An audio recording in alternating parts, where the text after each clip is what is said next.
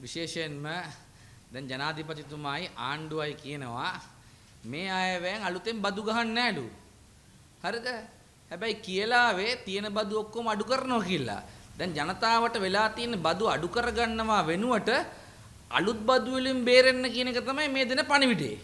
දැන් ඇත්තටම ඒගොල්ලෝ මැතිවරණ වේදිකාවෙත් මැතිවරණ ප්‍රකාශයත් කිව්වේ මොකද්ද? ආහාර අධ්‍යාපනය සෞඛ්‍යයෙන් මේ බදු අයින් කරනවා කියලා කිව්වා. හරිද? එතකොට බෙහෙත් වල මිල අඩු වෙන්න ඕන, කෑම බීම වල මිල අඩු වෙන්න ඕන, පාසල් පොත්ද්‍රව්‍ය වල මිල අඩු වෙන්න ඕන. ඒ එකක්වත් අඩු නොකර ඡන්දේ ගත්තේ ඒකට.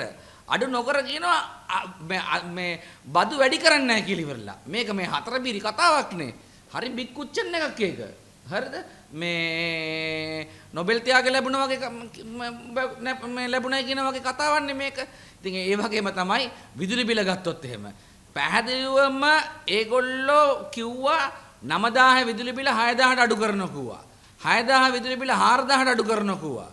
3000 විදුලි බිල 2000ට අඩු කරනවා කියලා කිව්වා. හැබැයි ඒ කියලාවිල්ලා එකපාරක් 15%කින් වැඩි කරා. දැන් අන්න ආයි 6.8කින් ද කොහෙද වැඩි කරන්න යනවා. හරිද? හැබැයි රැස්වීම කියනවා අපි අලුතෙන් බදු ගන්න යන්නේ නැහැ කියලා ඉවරලා. දැන් මිනිස්සුන්ගේ මූලික දේවල් මොනවද? කෑම, බෙහෙත් ටික, දරුවන්ට උගන්වන ටික. හරිද? ගෙදර කරන්ට් එක, ගෙදර වතුර එක. මේකනේ දැන් මාධ්‍යවේදී ඔබතුමන්ලා වුණත් ගන්න පඩිපතෙන් තියෙන මූලික වියහිදන් ටික ඕක. ඕක ටික කරලානේ අනිත් ඒවා කරන්න වෙන්නේ. ඉතින් දැන් ඒව අඩු කරනවා කියලා ඇවිල්ලා දැන් කියනවා ඒක මේ වැඩි කරන්නේ නෑලු. හරිද? කිව්වේ වැඩි කරනවා කියලා මේ තිබ්බ ගන්නට වඩා අඩු කරනවා කියලා. ඒ නිසා අපි ආණ්ඩුවට කියන්න කැමතියි දැන් ඕගොල්ලෝ ජෝකර්ලා වෙලා ඉවරයි. ඕගොල්ලෝ කියන ගොන් කතා ඔක්කොම ජනතාව බයිට් එකට අරගෙන තියෙන දැන්. හරිද? ඉතින් ඒ නිසා අපි ඊටාම පැහැදිලිව කියන්න ඕන මේ වගේ ගොන් කතා ඕනතරම් කියන්න.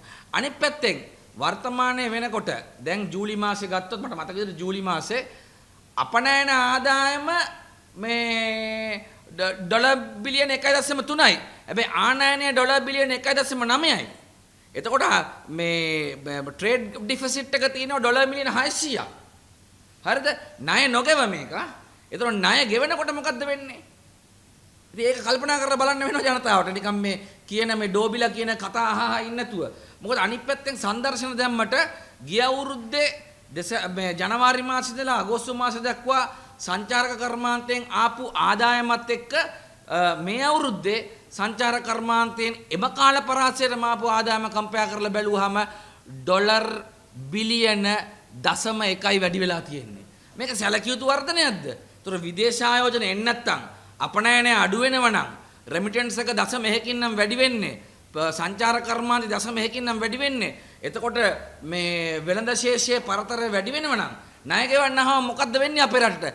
ඒ නිසා අපි ආණ්ඩුවට කියන්න කැමති ඕගොල්ලෝ ගොන් කතා කිය නැතුව මෝඩ කතා කිය නැතුව අවුරුද්දේ ශේෂපත්‍රය දැන් ඇවිල්ලා තියෙන්නේ. දැන් මට ඕන නම් පොලිමක් කියා ගන්න පුළුවන්. මම එදා පාර්ලිමේන්තුවේදී කිව්වා දුන්නු පොරොන්දු ඔක්කොම. අඩුම තරමින් ආණ්ඩුවට ප්‍රධාන කාරණා දෙකක් තියෙනවා. පළවෙනි කාරණේ දෙවෙනි අවුරුද්ද සපිරෙනකොටත් මේ ශේෂපත්‍රය ওই විදිහටම තියන්න නැතුව දුන්නු පොරොන්දු ඉෂ්ට කිරීම සඳහා වූ සාධනීය පියවර ගන්න. දෙවෙනි කාරණේ වඩා වැදගත්ම දේ විදේශ ආයෝජන ඍජු විදේශ ආයෝජන මොන විදියෙන් හරි ආකර්ෂණය කරන්න වෙනවා.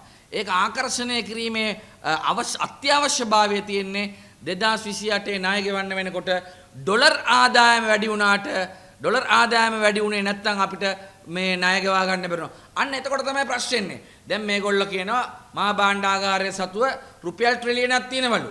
හරිද? එතකොට දැන් මේ රුපියල් ට්‍රිලියනය ආවේ කොහෙන්ද? වාහන බදු මේ ගහන එකනුයි ඊළඟට රේගු බදු වැඩිවීමනුයි එක.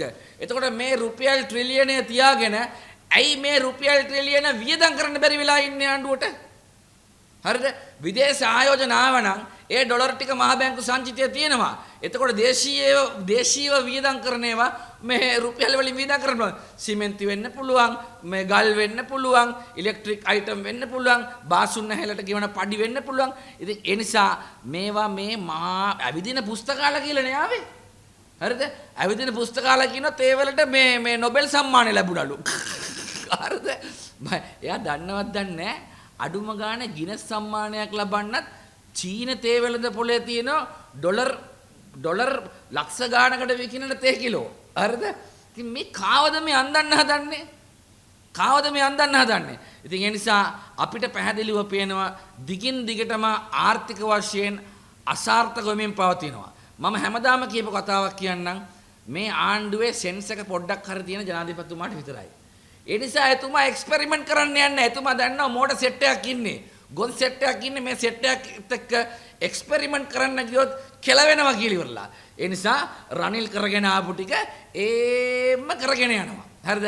හැබැයි රනිල් කරගෙන ආපි කොහොම කරගෙන යන්න පුළුවන් ලබන අවුරුද්ද වෙනකන්. ණය ගෙවන්න ගත්තම ඊට පස්සේ කරන්න හම්බෙන්නේ නැහැ. ඒ නිසා අද ජනතාවට වෙලා තියෙන්නේ මේගොල්ලෝ අලුතෙන් බදු ගහන එකෙන් බේරෙන්න.